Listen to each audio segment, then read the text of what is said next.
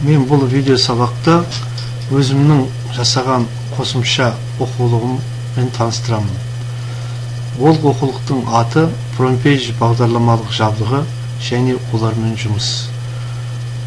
Бүгінгі күні бағдарламалаушыларға веб-беттерді құру үшін жүздеген әртүрлі бағдарламалар, құралдар бар екені бәрімізге мәлім.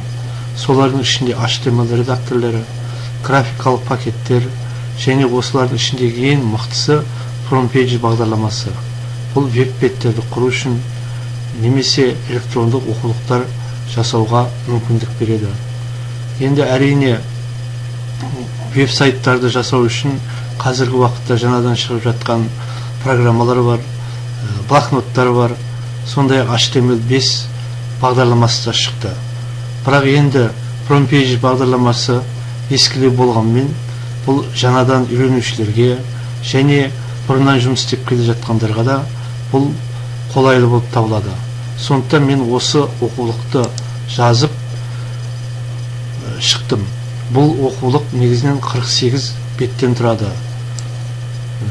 Танысамыз.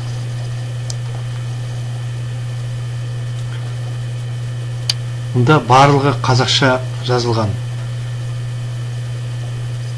Қандай әрекеттер жасауға болатындығы, шаблондар дегеніміз не, веб-беттермен қандай графикалық жұмыс жасауға болады, FrontPage бағдарламасын іске қосудан бастап барлық әрекеттер сурет арқылы көрсетілген.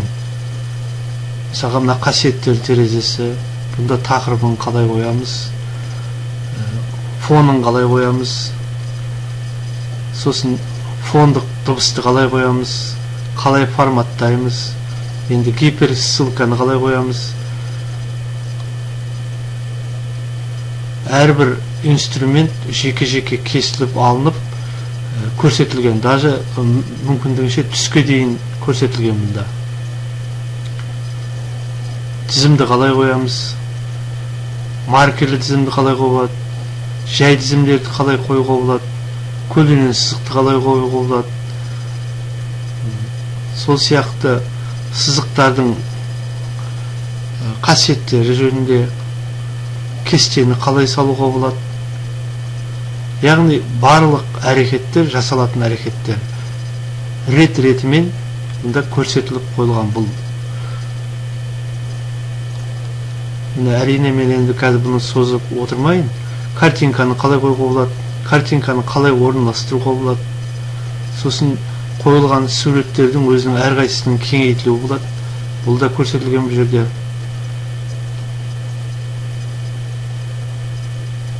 Суреттің форматын басқа форматқа қалай ауыстыруға болады. Аудио және видео файлдар қою жөнінде айтылған. Әрине HTML5-те аудио файлдар және видео файлдарды қоюдың өзінің арнайы командасы бар. FrontPage'дің оған аздап мүмкіндігі жоқ.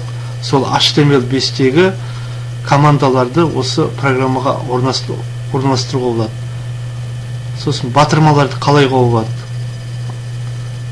Түсі өзгеріп тұратын батырмалар. Батырмалардың бірнеше түрі бар.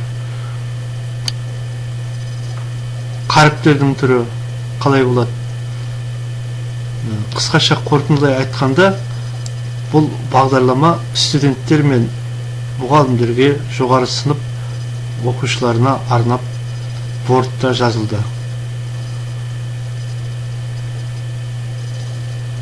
Көріп отырсыздар. Әрине бұл сабақты пайдаланған оқушы немесе мұғалім өзіне электрондық оқулық жасау мүмкіндігін үйренуіне және жасауына болады. Бұл оқулықты гиперссылкалар арқылы қойып шығуға болады.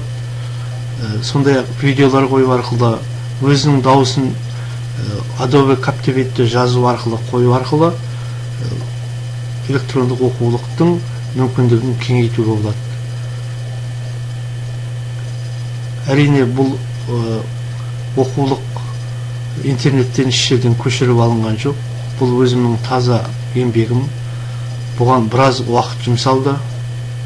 Сондықтан мен бұны Word түрінде бермей, видеоға салып, істеген жұмысымды көрсетіп отырмын.